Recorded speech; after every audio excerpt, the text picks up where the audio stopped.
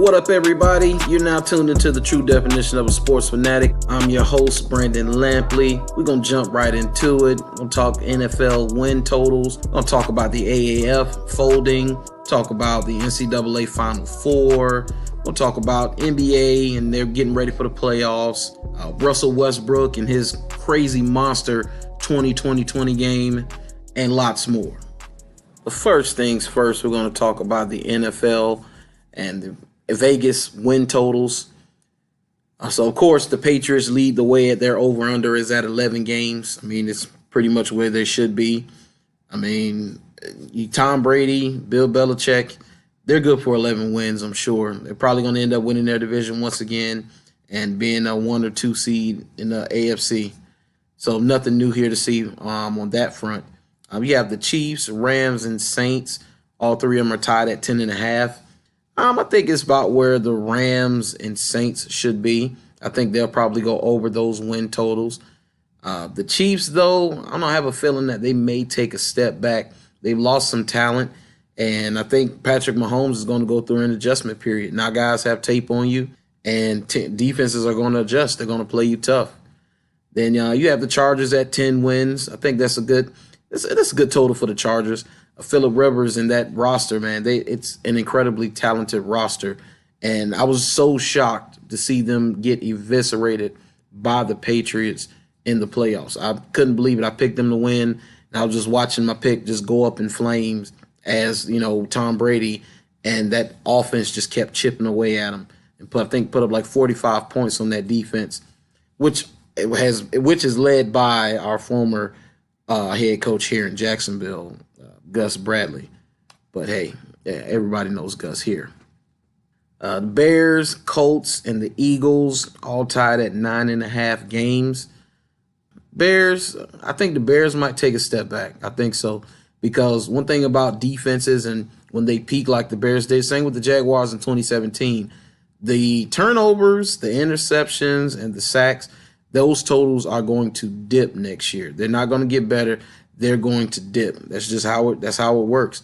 The sacks totals won't be there. Interceptions, turnovers, forced fumbles. They just had it all came together at the perfect time, and it's going to dip next year. So it's going to be on the offense pretty much, and Mitchell Trubisky, who I've seen Mitchell a couple times now and watched him. And I don't think he's that guy. But, hey, we'll see next year. And you have the Browns, Packers, Steelers, and Vikings all tied at 9. I think that's good for the Browns. I think that's about where they should be. I think they're going to win their division, the AFC North, and they're going to go to the playoffs, and they might win a playoff game. I think it's an incredibly talented roster. It could be highly volatile, so it's either going to go really right or it might end up going really wrong. Packers at 9 is good. A healthy Aaron Rodgers, I think he's good for 9 to 10 games easy by himself, completely healthy. Steelers, though, I'm thinking the Steelers are going to take a step back. I mean, you know how I feel about Ben Roethlisberger. I've voiced it many times, but the guy is incredibly talented. He's a little long in the tooth, but he is incredibly talented. And now the onus is going to be on him to take the Steelers to the promised land now that you got your quote-unquote headaches out of the locker room. But we'll see. I don't think they're going to be able to do it. I think they're going to take a step back. But, we'll see. Vikings at 9 wins. Maybe. I don't have much faith in Kirk Cousins, man. I think they paid Kirk Cousins way too much money. Way too much money. I do not see them. Now, I know I will say this, though. I think their head coach, Mike Zimmer, figured out early on, we really don't want Kirk throwing the ball 40 to 50 times a game. And for a guy you paid $84 million guaranteed to, that's very sad to say. I'm here to tell you. Because I'm here in Jacksonville, and we paid Blake Bortles. And our coach said, and quote, how many passes he would like to throw a game. He said exactly 0. The perfect game for him is to throw 0 passes. So I think they're going to take that approach with Kirk Cousins, and that's not good. But, hey, they run the football, play defense. If Dalvin Cook can stay healthy, hey, they could win 9-10 games. And as long as Kirk doesn't have to win the game and doesn't, get a chance to muck it up, yeah, maybe they could win. So you got the Cowboys, the Falcons, the Ravens, the Seahawks, the Texans, and the Titans. They're all tied at 8.5 wins. Cowboys at 8.5. I could see that. I think the Cowboys can. I think they can go over 8.5 wins. They're the youngest roster in the NFL, and they won a playoff game this past year. I mean, say what you want about Dak Prescott. He's a dink and dunk guy. It's whatever. I know the guy wins. I mean, he has the most fourth quarter comebacks since he came into the league. So, I mean, hey, I think they can do it. And that defense is good, man. Those DBs, those linebackers. Now, you did lose Randy Gregory for the year. You lost David Irving, who stupidly retired while smoking weed. I think it was on Instagram. Yeah, I don't know what was going on in his brain. CTE must be acting up. But I think the Cowboys probably make it back to the playoffs. And let's see what the Falcons. Yeah, the Falcons were on there at 8.5. Falcons at 8.5 sounds about right. I mean, they had a lot of injuries last year, especially along that offensive line. Matt Ryan, who's like Booger McFarland would say, is an iron deer on the lawn. He cannot move.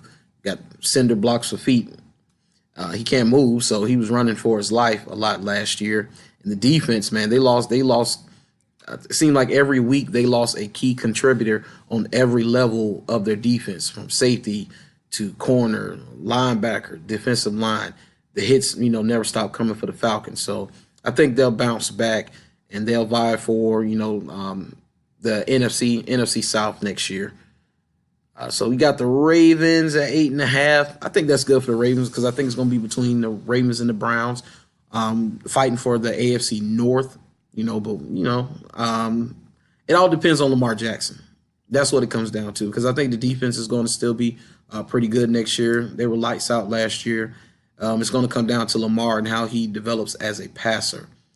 Jim Harbaugh not Jim, but John Harbaugh, his brother, he can afford to kind of bring him along slowly still, ground and pound, play defense, and that'll win him some games. But, when it comes down to it, Lamar is going to have to throw the football, and I think he'll be able to do that. I want the Jaguars to draft him. I think he's an incredible talent. Seahawks at 8.5. I think that's about good for the Seahawks. I think they're going to go – I think they're going to go over 8.5. I think it's pretty much a done deal that they will go over 8.5 wins. I think they're going to be a playoff team once again. I think they should have I really felt like they should have beat the Cowboys in the playoffs. They took the ball out of Russell Wilson's hands. I mean, I understand like in 2017, they threw the ball, more often than they wanted to and ended up missing the playoffs. They recommitted to the run game, made the playoffs, and at that moment in Jerry World, they should have put the ball in Russell Wilson's hands, and I believe he would have won the game for him. All right, let's move on to the Houston Texans at 8.5. I really don't like the Houston Texans. I really don't. They're a division rival, so it is what it is. But Houston Texans at 8.5, that sounds about right. It's going to be between them and the Colts anyway. They also had the Titans at 8.5, but I think they're going to take a step back. I don't think they'll go over 8.5 wins. I think they're probably going to hover around 6 to 7 wins this year. I think they will take a step back. Now, 2 of their wins, of course, might come against the Jaguars because for some reason they own us. I don't understand it.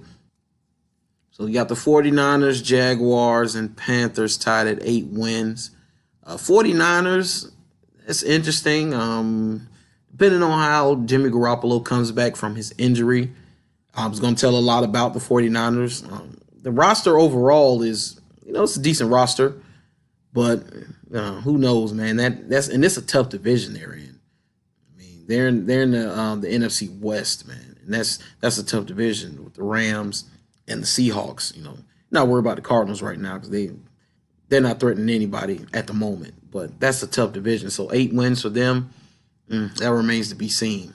Now Jaguars at 8 wins, maybe I could see it.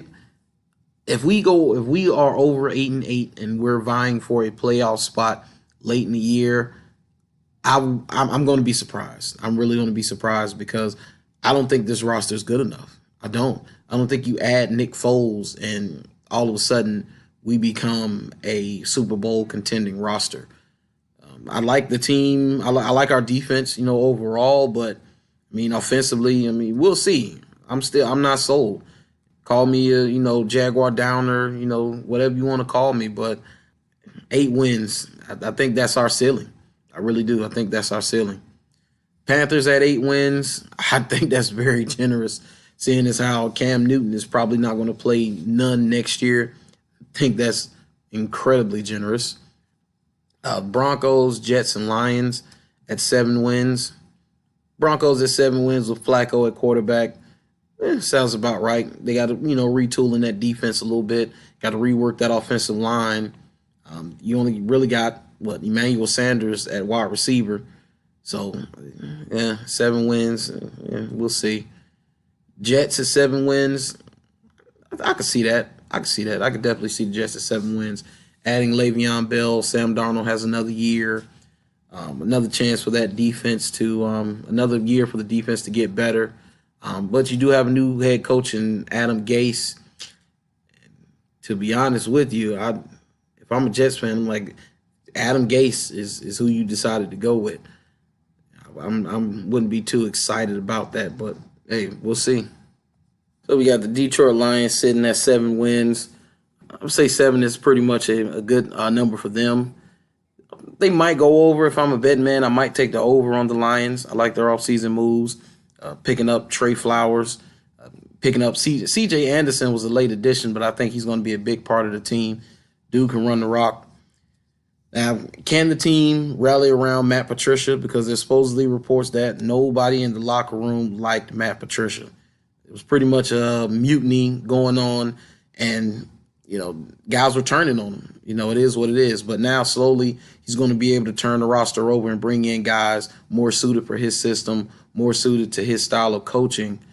So we'll see where it goes from there. But 7 wins seems about right for the Lions. And you have the Bengals, Bills, Buccaneers, Giants, Raiders, and Redskins all tied at 6 wins. Cardinals and Dolphins bringing up the rear with 5 wins. This is pretty much the bottom of the barrel. But, this really doesn't mean much in the grand scheme of things because the Colts were 32nd on a lot of people's preseason rankings. And Colts finished first in the AFC South and went on to the playoffs. So with the Bengals, Bengals 6 wins. I'll probably take the under on the Bengals. Bills, maybe a little over 6 wins. I know Josh Allen has shown enough to where he's going to be able to waste their time for the next 4 to 5 years. And he's going to give good performances. And then he's going to throw some absolute duds out there. And he's shown just enough to where he's going to be able to string them along for a few years. Kind of like Blake Bortles did to the Jaguars. It is what it is. Buccaneers at 6 wins. I'm going to take the over on the Buccaneers. I like Bruce Arians there now as the head coach. Also like Byron Leftwich, former Jaguar, and offensive coordinator for the Buccaneers. I think it's going to be good for Jameis. Their former coach, Dirk Cutter, I don't think that he was a good fit for Jameis. And even Bruce Arians said so himself. He said he think the prior coaching staff ruined Jameis. And I tend to believe that. Lovie Smith, who was unceremoniously fired after winning 10 games in Chicago, then he comes to the Buccaneers, puts up 2 years. His last year went 9-7, and then they fired him.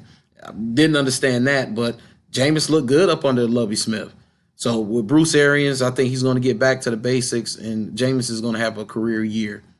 Giants at 6 wins. That's about it because it's pretty much Saquon the bust for the Giants. I can't believe they're going to roll Eli out for another year. Now there's rumors that they're going to sign him. They're going to keep him for 2 more years while they look for his successor. I don't know if David Gettleman and the Maras are smoking crack, but Eli Manning is absolutely done. He's done. Raiders at 6 wins. I might take the over on the Raiders. Depending on what they do with Derek Carr, I think they're going to keep Derek Carr, but I'm going to take the over on the Raiders. They have a lot of draft capital, and they're going to build this team. This team isn't awful. They have a lot of holes to fill, and they'll be able to do so through the draft. And I think the Raiders should be a pleasant surprise next year. Now, Redskins, a little bit different story. Without Alex Smith, it's going to be tough because Alex Smith, I think he had them sitting at 6-2 before he got hurt, if I'm not mistaken. No, 6-4 because they had played 10 games. And they were rolling. They were rolling. Adrian Peterson, that running back, had a decent defense, and they were rolling. Once he went down, they only won one more game, and of course, the game they won was against the Jaguars here in Jacksonville, and we lost to Josh Johnson, who hadn't thrown a pass in 8 years. But we're not going to bring that up. Cardinals at 5 wins. That's about it for the Cardinals. Cliff Kingsbury, I think it's going to be ugly early. It's going to be ugly early. We got a guy who flamed out in college football. I don't think he deserved the job. He couldn't coach at Texas Tech. And at Texas Tech, you had Patrick Mahomes, you had Baker Mayfield, and Davis Webb. I mean, Cliff Kingsbury was a sub-500 coach who was fired. Then he was hired as the OC at USC. And before he could even have a cup of coffee, he's hired as the head coach of the Arizona Cardinals. And it's all because of his relationship with Sean McVay. Not that he coached under Sean McVay or he's a Sean McVay disciple. It's because they were friends. Now, I personally don't think it's going to work. I think it's going to crash and burn. But that's why we will see next season. Now, 2 teams I've forgotten near the top were the Colts and the Eagles, both at 9.5 wins. Now, first with the Colts, I think 9.5 is where they should be. I'll probably take the over. Andrew Luck is finally fully healthy, and he didn't look good in the playoff game against Kansas City, but, it was cold, and the team overall didn't look good.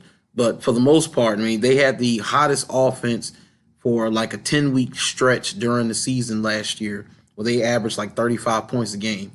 And, of course, the Jacksonville Jaguars broke that streak of 8 straight games with 35 points when we shut them out 6-0. Now, I'm not can't beat my chest too much about that because we scored 6 points in the game. But, hey, it is what it is. Defense matters.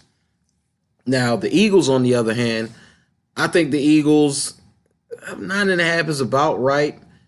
Carson Wentz has to prove that he can play a whole season. I mean, the kid's been broke up essentially his entire career so far, even though it's only been 3 years. But the Eagles will be right back in the mix of things, challenging for the NFC East crown. Because Doug Peterson at the helm, and they still have an incredibly talented roster. And they added my guy, Malik Jackson, who left here in Jacksonville. His contract was just too much. We had to let him go. But he was a great locker room guy, and dude can rush the passer. With the fully healthy Carson Wentz, the Eagles should be playoff contenders once again next year. Now we're going to switch it up. We're going to talk some NCAA college basketball. March Madness Final Four is upon us, ladies and gentlemen. It's Saturday. You got Texas Tech, Michigan State. They play at 8:49. And Auburn versus Virginia at 6:09 p.m. on Saturday. Both should be great games. I am picking Auburn over Virginia. I just feel like it's a special team. I mean, I really wish Okiki, their star player, had not gone down with an injury. But even without Okiki, I feel like they have enough firepower to beat Virginia and make it to the championship game. Now, Michigan State versus Texas Tech. I think Tom Izzo got a pretty special team this year, and I think they're going to be able to outlast Texas Tech. Great game against Duke when they put Zion and Barrett and Cam Reddish and Krzyzewski, out the pasture, which I pretty much knew Duke was at the end of their rope after the UCF game. I mean, for them to be able to survive UCF, then survive Virginia Tech, and, it pretty much ended with Michigan State. And I knew it was going to come to an end sooner than later because they just didn't have enough shooting. I really thought Gonzaga was going to make it to the Final Four. I picked them. Gonzaga let me down, of course. Oh, man, I can't forget about Purdue, man. I was pulling for Purdue so hard, man. That kid, Klein, hit, 8 threes or something crazy like that. Then Carson Edwards follows that up against Virginia by hitting 10 threes and going for 42. But, they didn't have enough. Once they went into OT, they ran out of gas and didn't have enough. But, man, Purdue was incredibly fun to watch. But back to my Final Four picks. Like I said, Auburn over Virginia, Michigan State over Texas Tech, then Michigan State over Auburn. Tom Izzo gets his chip. Now, Tom Izzo has come under some criticism in their first round game against Bradley, where he berated freshman forward Aaron Henry during the game.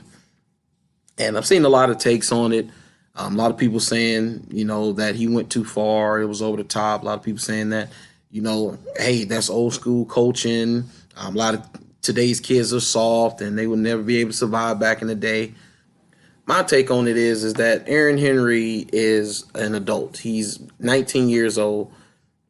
He's not grown, but he's a grown man. And he chose Michigan State, and he chose to be coached by Tom Izzo, knowing how Tom Izzo is. And that was his choice. And he said he was fine with it. He likes to be coached that way, et cetera, et cetera. My issue with it, though, if I can nitpick, is I didn't like the way he was pointing at him in his face. Like, point to his chest. You yell at him or whatever, but don't point towards his face, because number one, you can miss and hit him in the face, and then we got a whole nother situation. And just, it's like you yelling at a little kid. And I don't like that. I think that's very belittling. Those old school coaches are going by the wayside, because that type of coaching, you don't have to do that in order to get results from your players. You just don't. It's too many coaches that don't do that, who've had even more success than Tom Izzo throughout all of sports. They don't have to be that way, so you don't have to do that. Now, of course, the older crowd is like kids today are bad as hell and they need to be disciplined. But y'all can't talk about nobody being soft when you have an issue with a players celebrating touchdowns and some people kneeling during the national anthem. We're not going to get into that. Y'all cry like babies. Oh, I can't believe they did. They're kneeling during the national anthem, and that's disrespectful. You're disrespecting the troops and blah, blah. Man, shut up. Y'all soft. That's who's soft. But bottom line, it's different strokes for different folks. And I'm pretty sure parents saw that, and some parents liked it. They're like, hey, you going to Michigan State. I want Tom Izzo to coach you. Other parents say, I don't like that. I don't want him in my son's space, so we're going to have a problem. Hey, that's why this is America. You have choices. You can go anywhere you want to go. You don't like it, go somewhere else. It is what it is. Now we're going to switch gears, and we're going to talk about the Alliance of American Football. Apparently, they have suspended football operations, and their inaugural season has been canceled. Man, it's just, I thought this league would last, man. I thought the issues that they were going to have might have been ratings, and because there was so much other stuff to watch on TV, but apparently it turned out to be money. And that's the one place where I really thought they were solid going into this, but apparently they've been having issues. They've been in financial trouble since the season started on February 9th. And it's reported by Mike Florio of Pro Football Talk and Darren Rovell of the Action Network. Rovell noted that the AAF owner, Tom Dundon, stand to lose $70 million and made the decision to suspend operations against wishes of the league's co-founder, Charlie Ebersol and Bill Polian.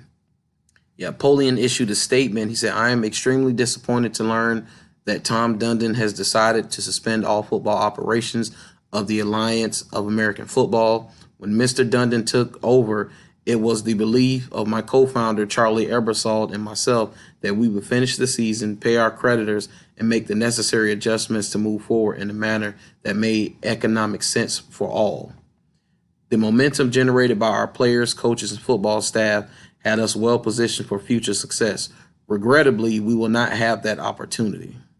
So, like David Glenn of The Athletic reported on February 18th that Dundon, who owns the NHL's Carolina Hurricanes, was named the AAF's new chairman after making a $250 million investment to help the league get its finances in order. Dundon told reporters that last week the NFL Players Association could help the league by allowing its players, notably those on the practice squad, to play in the AAF. He said, if the player union is not going to give us young players, we can't be a developmental league. We are looking at our options, one of which is discontinuing the league. So basically, this is what happened. So supposedly, from what I've heard, just different reports and, people I know, that they went into this knowing that it was going to be like a 2 to 3 year process, and that they were going to be in the hole for a little while before they really started to make a profit. They were going to be in the red for a while. And Dundon knew this going in, supposedly. They had an agreement. I guess a handshake agreement that he knew this going in. But he wanted to speed up the process. He was like, I'm not waiting 2-3 years down the line. I want it now. I want it now. And so what he did was he went to the NFL and he told them, he said, well, he went to the NFLPA, said, hey, y'all got to give me young players that's on practice squads and guys who get cut and allow them to play in the AAF. So basically be a minor league for the NFL. So if a player can get called up from the AAF at any time to join the NFL roster. That's how they wanted to be. But the NFLPA was like, no, we're not doing that. And then he went to the NFL and told the NFL, say, hey, y'all got to talk to the NFLPA. Y'all got to make them give me players. And the NFL was like, no, we can't tell them what to do. You on your own. And so he was like, well, if y'all don't succumb to my demands, I'm shutting it down. We going to be up out of Dodge. I'm packing it up. Me and the 3-ring circus, we are out of here. And the NFL was like, okay, bye. NFLPA said the same thing. Deuces, we'll see you later. And he canceled it. Now he's going to stand to lose $70 million. And he just being impatient. You know, he didn't want to let this league develop. And I can understand that. Hey, he's a businessman. And he saw the losses. And he like, yo, we need to get this thing moving. We need to get it cracking. And the NFL just wasn't with it. And the reason that, why should the NFL move? Why? Football is king. We don't have to move for the AAF. Y'all trying to come up under us. We don't have to move for you. They already have a minor league system. It's called college football. That's the best minor league system in all of sports, really. It's better than baseball. It's better than anything for basketball. Dude, college football is the best farming system the NFL could ever have. Nothing is better than that. Another reason the NFLPA declined is because it most likely would violate the collective bargaining agreement between the players and the NFL, because it would restrict mandatory workouts during the offseason, and the possibility that injuries suffered in the AAF would stunt accrued service time in the NFL, which has financial implications. So you can't do that. So they pretty much shut it down. They had a 10-week regular season. They shut it down after 8 weeks. And they were going to have a 2-week postseason culminating in the championship game on April 27th, which now is not going to happen. And it was fun while it lasted. After that first week, I didn't really watch the AAF closely like that. I really only watched highlights of players that I already knew and a few that I had just heard of due to them playing in the AAF. But after that first week, I watched sparingly. But after just 52 days of existence, the AAF is done. Now that puts even more pressure on the XFL and their debut in 2020. Now their salaries, I'm pretty sure, I heard their salaries are competitive. It's going to entice some college players. So, hopefully Vince McMahon learned from his mistakes the first go round, and he doesn't have 45 to muck it up this time. And I think they're probably going to be successful. So, but we'll see. We've seen other leagues start up and fold before. Let's buckle up and get ready. Now we're switching gears once again. Talk about the NBA. They're wrapping up towards the end of their regular season, getting ready to go into the playoffs. Really, without LeBron, can you really call it an NBA playoff? You can't really call it a playoff without the GOAT. It is what it is. But seriously, Golden State looks like they're ready. The regular season was just a formality, and those dudes can turn it on whenever they want to turn it on. It's that simple. It's them versus the field, and they're going to take it home. In the East, it's a race for second place, really. I got my money on Milwaukee. I still think they're going to pull it out and make it to the finals, and at least give Golden State a series and win at least a game or two. But who knows? But I know one thing. If I'm Golden State, I don't want Oklahoma City in the first round, because I think they're tied 7th with San Antonio, tied for 7th right now with San Antonio. And if I'm Golden State, I don't want them in the first round. Now, I know I can beat them. It's just that they're not afraid of Golden State, and they're going to bring it every single night. It's going to be a taxing series against Oklahoma City. Now, April 2nd, which was Tuesday night, Russell Westbrook and Oklahoma City Thunder took on the Lakers and they won, but Russell put up an absolutely monster stat line that has only been done once before by Wilt Chamberlain, where he had 20 points, 21 assists, 20 rebounds, and 3 steals. And he dedicated his performance to Nipsey Hussle, an American rapper, songwriter, businessman, philanthropist, entrepreneur, and the father, a guy who seemed to be a great man who were, doing all the right things for his community. And, he lived a certain lifestyle early on in his life, but even he knew, like I tell my little brother all the time, guys who, make fast money, whether it's selling drugs or, guys who gang bang or want to live a certain lifestyle, I mean, it's only for a short period of time. And if you're going to do those things, you do them and you get out. I mean, the object is to not have to do those things, but if you are, it's not sustainable. It's not a sustainable life to live. You do it for a short time and you get out. And Nipsey was fatally shot Sunday evening in front of one of his stores in L.A. And I think they caught the guy's name was Eric Holder. I think it was a former friend of his. And they got into an altercation and he shot and killed him. And Westbrook dedicated his performance to Nipsey Hussle because he was a great friend. And that's absolutely amazing. He talked about doing it and he did it. I mean, Russ gets a lot of criticism from people, but I think Russ is one of the top point guards of all time already. Now, of course, I'm not going to put him over a lot of the guys like Magic, not even Steph Curry right now, but I put him in the top 10. I could probably put him in the top 10 right now.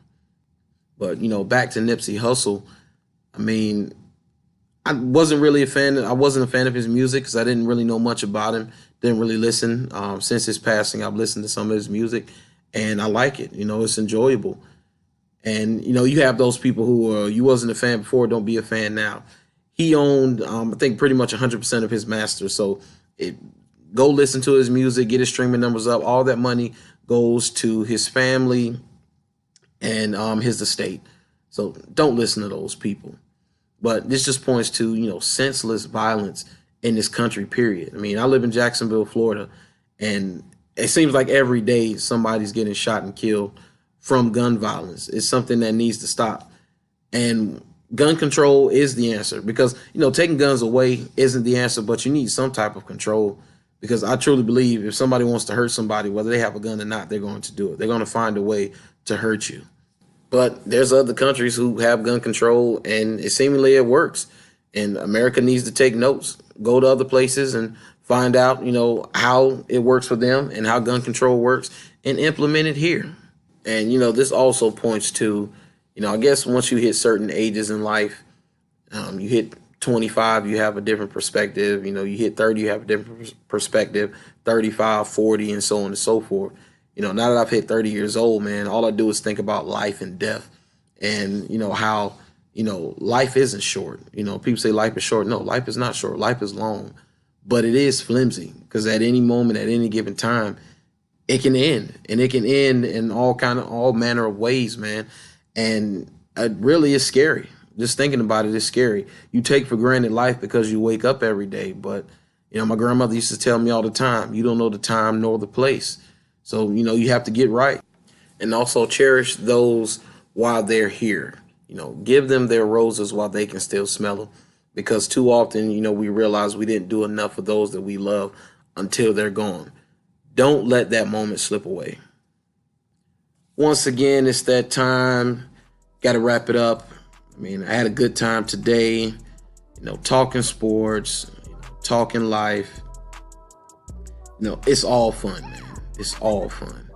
But make sure you like and subscribe. I'm going to keep this on Castbox, but also I'm going to, expand it. I'm putting it on YouTube. I'm putting it on iTunes, Spotify, and SoundCloud, and trying to grow my base, trying to get it to as many ears as I possibly can. And, we're going to go from there. But until then, people share it with your friends, like, subscribe, all of that stuff. I'm on Twitter, Instagram, Facebook, you name it. Search for me, Brandon Lampley. Hey, message me. Let me know what you want to hear. You know, debate me. Don't matter. You know, hey, I'm here. But until next time, I'll see you guys later. Peace.